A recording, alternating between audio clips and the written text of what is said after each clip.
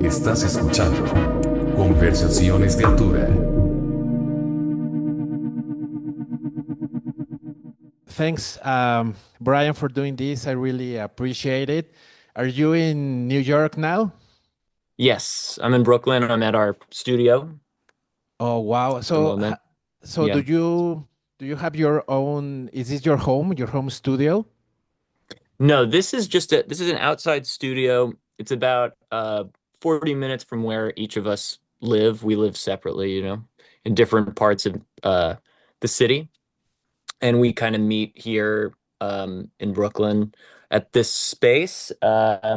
Next door is our good friend Paul, who has his own studio space, and Oh, he like cool.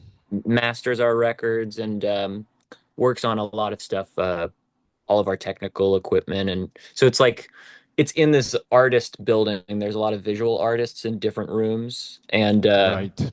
it's underneath a like vegetable packing plant. It's like in an industrial part of Brooklyn, Oh, uh, wow. Interesting. across from a park. Um, Oh, wow. That's very cool. I mean, I like New York, but for me, I'm from Mexico City. You've been here, Mhm. right? Yeah, So it's I, it's I love it. really it's really overwhelming Mexico City, but I find New York super overwhelming. It's like there's no I Yes. mean I love it, don't get me wrong, I love it. But it can be really overwhelming. Did you find it that? Sometimes, yeah, but I think where I live in Brooklyn is there's such a range of different uh, places that are a little bit less busy, and um, I live pretty close to a park, Prospect Park, which is a really nice park, so it can be kind of peaceful too, depending on where you go. I'm sure Mexico City is kind of the same way. Yes, yes, for sure. Yeah, for sure. We have a lot of parks, which makes things a bit easier. I mean, it's hard to travel around the city, but I Hmm. mean, the thing about New York that I really like is that you can travel anywhere using the metro, the subway, and everybody Yeah, uses the subway, like rich people, yeah. medium class, Hmm. everybody uses it. So I find it really cool. And let me ask you this. Did you find it, or how do you manage to have like a studio in the city and not getting distracted with all what's around? Well, I'd say that the most interesting thing for us to do is record music and play music. So, I mean, you kind of, we kind of have to force ourselves to do other things sometimes, L less the other way around, you know? Right, right. So that way you are very focused when you are writing and recording music. Yeah.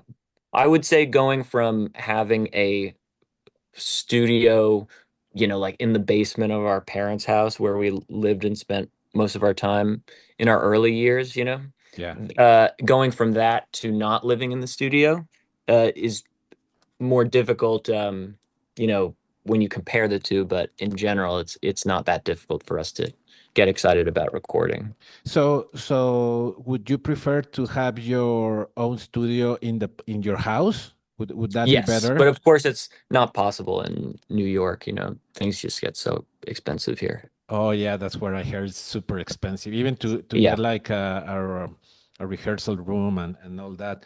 So Yeah. before we jump into the new album, I'm curious. I was doing some research before talking to you, and I read that, and I want to ask you this: Were you two actors when you were younger in like Broadway? Yeah, we did. There was about a 3-year period when we were both kids that we were going on a lot of auditions and getting some. For me, it was musical theater. I think it was two shows when between the point when I was I think 10 years old to when I was 12 years old or something like that. Oh But wow! it was very cool. It was a very quick period of time, a lot of work at one time, and then kind of we hit puberty and we kind of didn't get any parts, and we just were not really wanting to pursue it anyway that heavily. Oh, okay, I feel you. I bet it's a really hard, how would you say this? Like a very hard way of getting gigs, right? Like you have to audition, audition, audition, right? Yeah. It's So inconsistent, yeah, for sure. yeah, Yeah. yeah, for sure. And at that time, were you already in love with music? Yes, definitely. We definitely wanted to be musicians by the time that we were 5 or 6 years old, both of us. Oh, We were, wow. we were always very obsessed with it. Did that come from your parents? Is that the way you discover music? Yeah, I think both of our parents were big music lovers, and my mom sang, and she moved to New York to do to do some acting, and she did that for a while, but then ended up a psychologist. And my Mm, dad was a musician from the time that he was a kid, and uh, always did it professionally in one way or another, not really making a living off of his albums or anything like that, but doing odd jobs within music, you know. yeah, for sure. That's interesting because I didn't get. I mean, I kind of got the music bug through my dad, but Uh-huh. but he wasn't like a music freak like I am, you know. Yeah. So Well, you can't, yeah. no, sorry, go ahead. I feel like you can't really like predict, you know, how if you're introduced to it at a young age, you're not necessarily going to become obsessed with it, you know. Yeah, Um, so it's kind of everyone's own path, right? for sure. Did you get because I've heard this and probably I did it my with my own history or story. Did you were you rebellious with the music your parents listened to? You know what I mean? Like, oh, they listen Um, to this. I should probably listen to something different. not particularly. There were things that I liked that my dad never liked, even stuff from the 60s, you know, like I remember I saw the Rolling Stones Rock and Roll Circus at my friend's house, Mhm. and my dad had never seen that or anything. He was never like a ultra Stones fan, even though he liked them and stuff. And I got really into the Who and like Tommy and stuff. My dad really didn't like Tommy. He just always didn't Oh, like really? it. And I remember trying to convince him of that, the merits of that album, and playing him the live versions and playing him the all of this stuff. And he was like, he was very patient, you know. He was like would listen to it, but I didn't convince him on that, you know.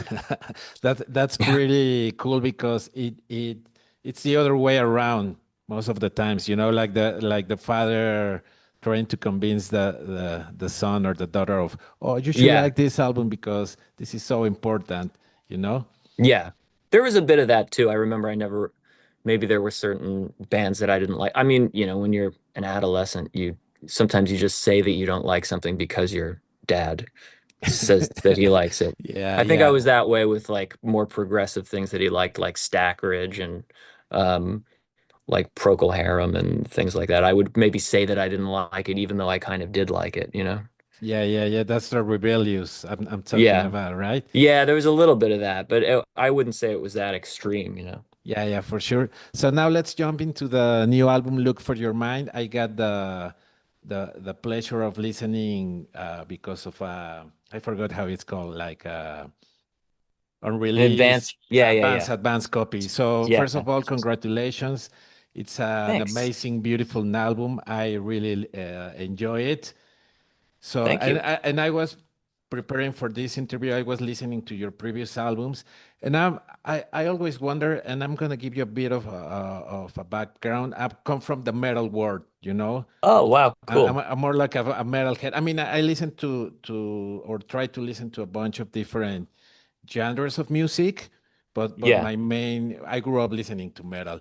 So I'm gonna read this question. So you have a very analog sound, but you live in a digital world. How much of your sound is vintage, and how much of it is supported by modern technology?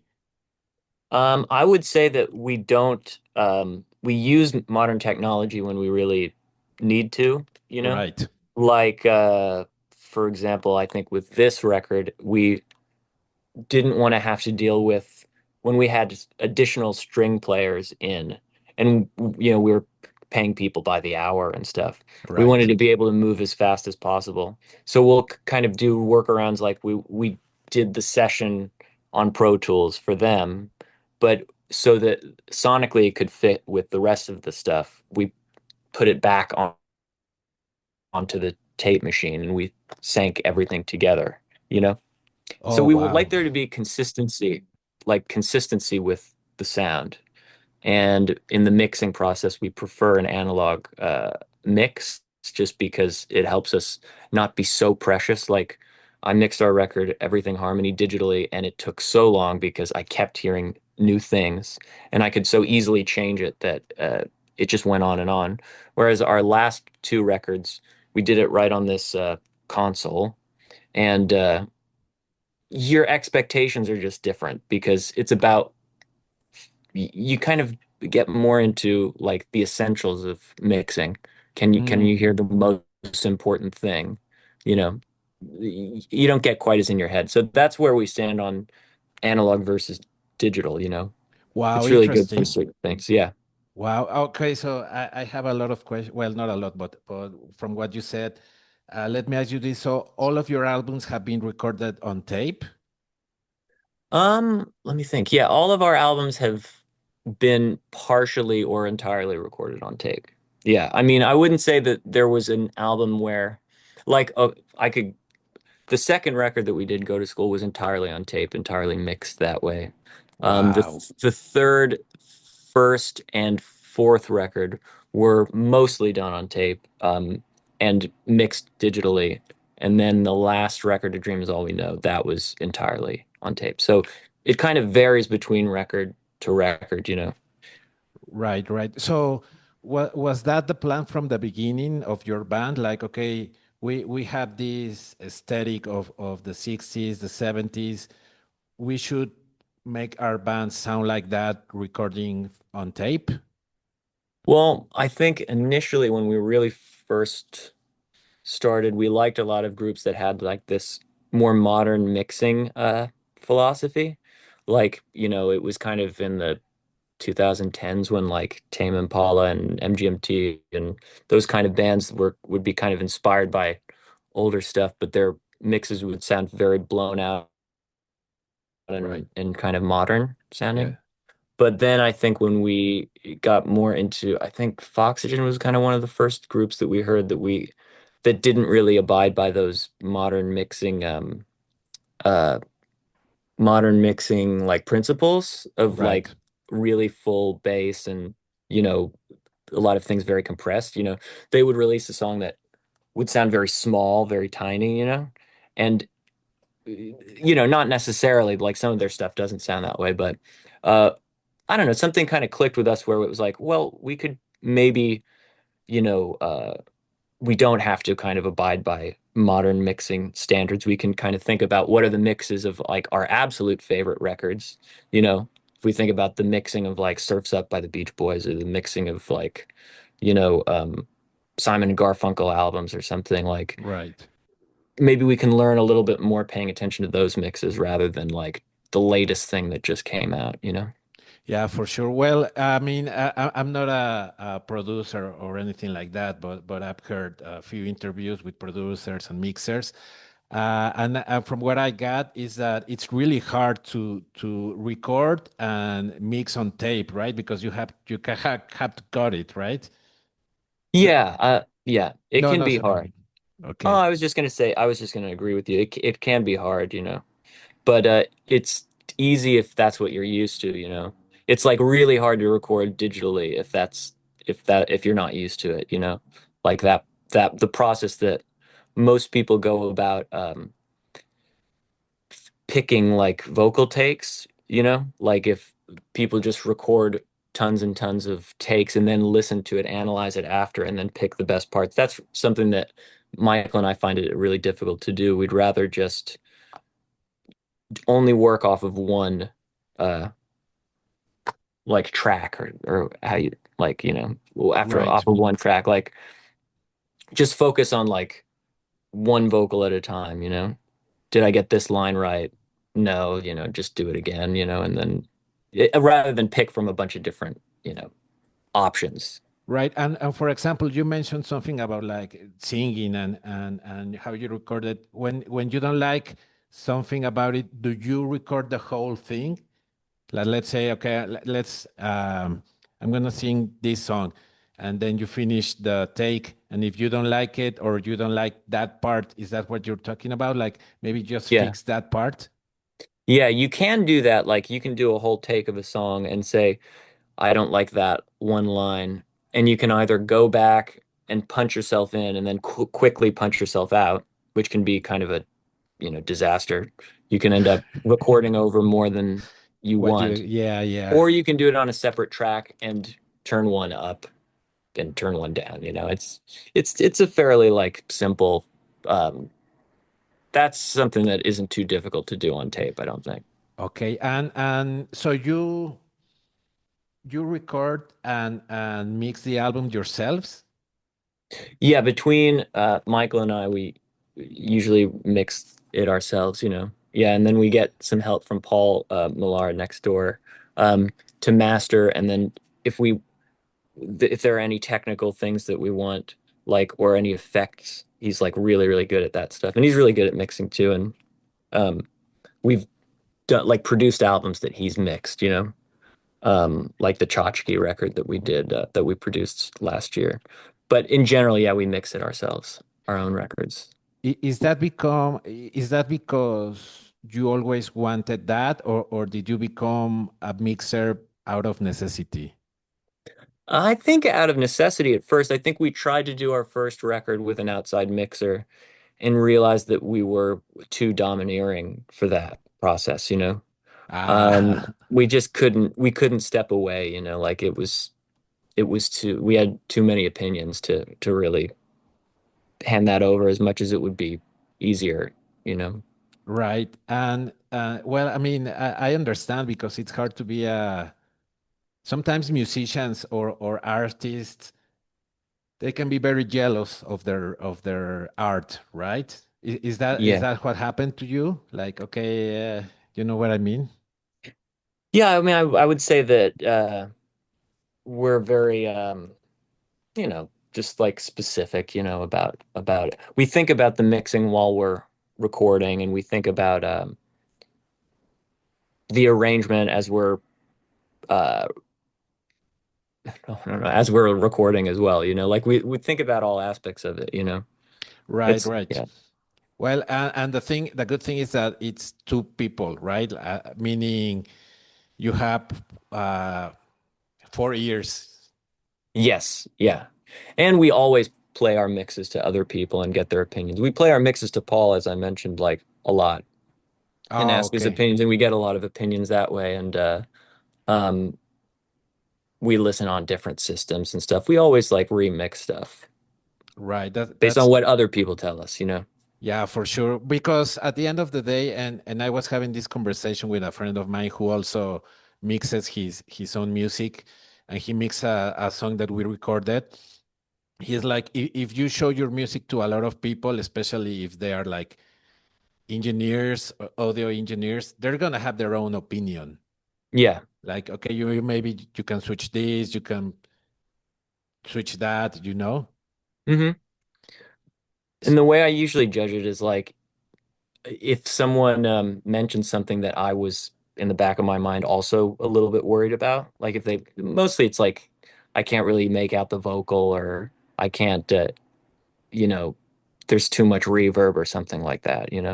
If there Right. are things that are preventing somebody from hearing the song, those are the things that I generally change. If it's just like I don't like the song, then there's nothing you can really do about that. Yes, yes, for sure. So let me ask you this. So I guess you have a pre-production, right?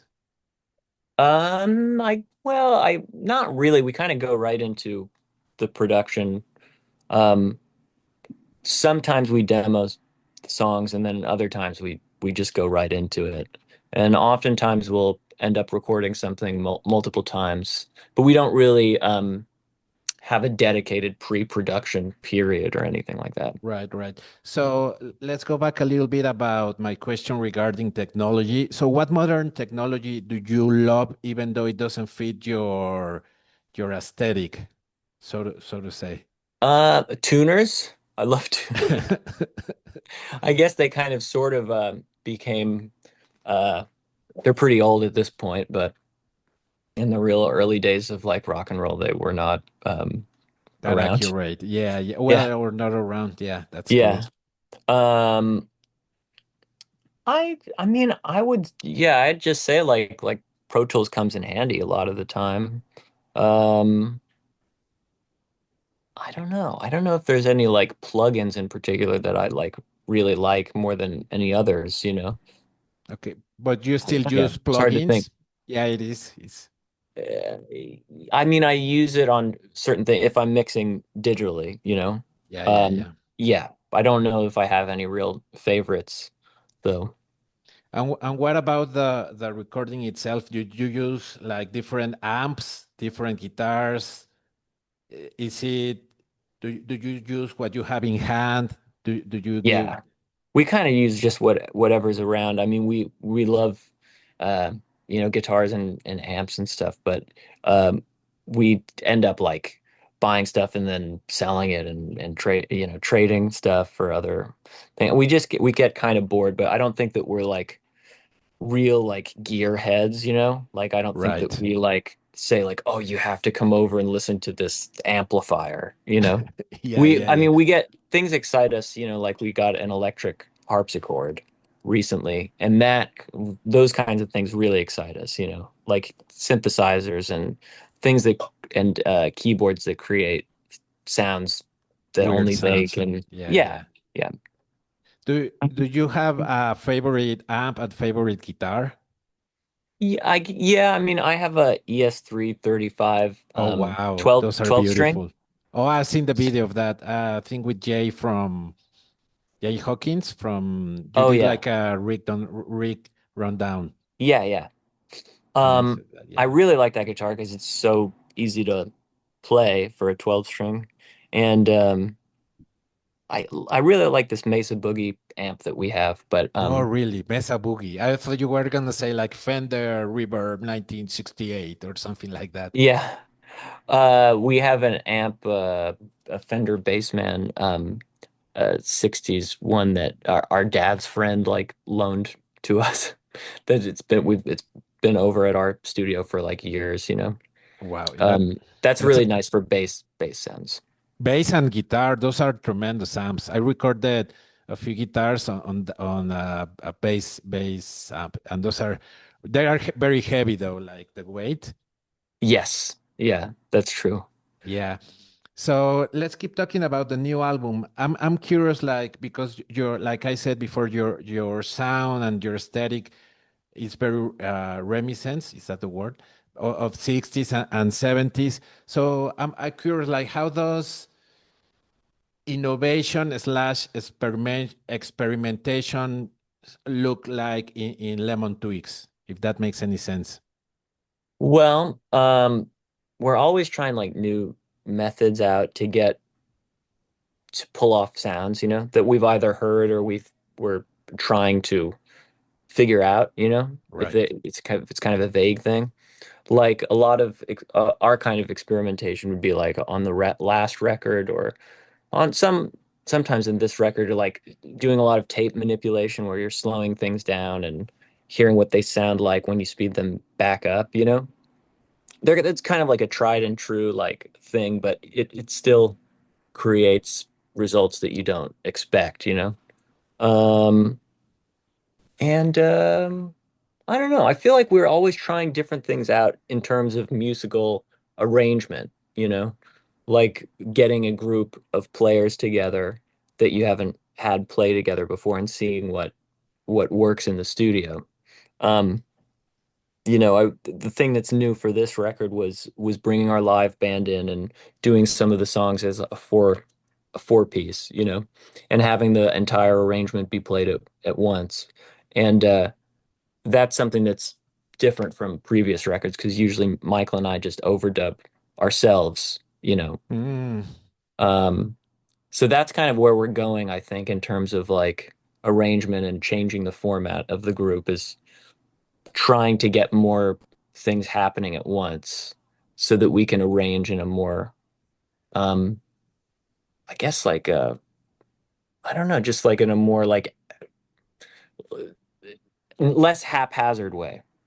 Oh, okay, I get it. where you're just Nice. throwing stuff at the wall and seeing what sticks. You know, we want to be able to hear everything in the room so that we can say, okay, this is what's wrong with the arrangement. You play that, you know.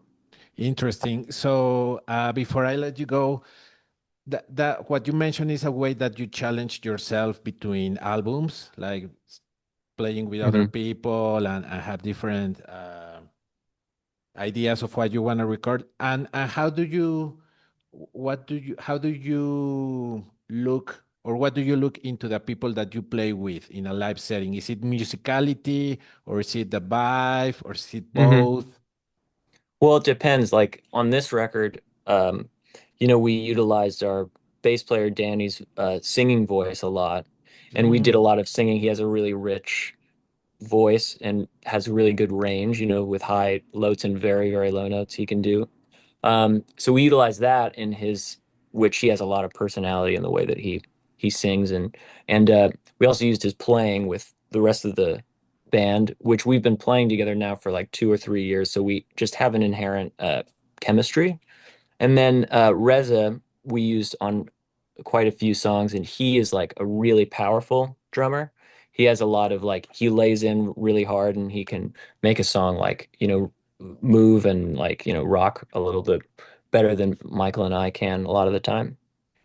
Um, so those are the kinds of things, you know, it's everybody has a different like personality when they play their instrument. So it's you try to get that on record as much as you can. for sure. And you allow them to be themselves, right? Like, Yeah. okay, you play whatever you want to play. Yeah. And if something doesn't fit, maybe you can tell that person like, hey, maybe play this. But in an overall idea, it's like they play whatever they want to play, right? Yeah, they play what they want to play, and that they're not that they actually want to kind of fit into your idea of what is good, you know? Like you don't want somebody who you're scared of asking them to change something, you know, because you're afraid that they're gonna be offended or something. Right, right. We don't have that with the people that were on this record. Yeah, We're, well, you have to be open. If someone is inviting you to play on the record, you have to be open yeah, to I don't want to say criticism, but to feedback. yeah, exactly. Well, Brian, before I let you go, now this is for real. Are you planning to play Mexico City soon? I know you play like 2 years ago, maybe Photo in the Yeah. Rocks. Well, I really hope so. I've only heard about Europe and the US at this point. Um, so I would assume that it would happen more in like the fall or winter or something this year, That's pretty you cool. know? Well, I hope that I get to see the show. Yeah, I hope so too. So, anything you would like to add? The new album, like I said before, it's really cool. It's beautiful. I love how it sounds. It's very Thanks. organic. Especially, I love how the acoustic guitars sound. Oh, cool. I mean, Thanks so everything sounds much. very cool. The drums too, but the acoustic, for some reason, it pulled me. Great. That's really cool to hear. Okay, well, awesome. I mean, I don't have anything else to add. So thank you. No, thank you, man. And it was really nice talking to you. And I hope you have a really cool New York City afternoon.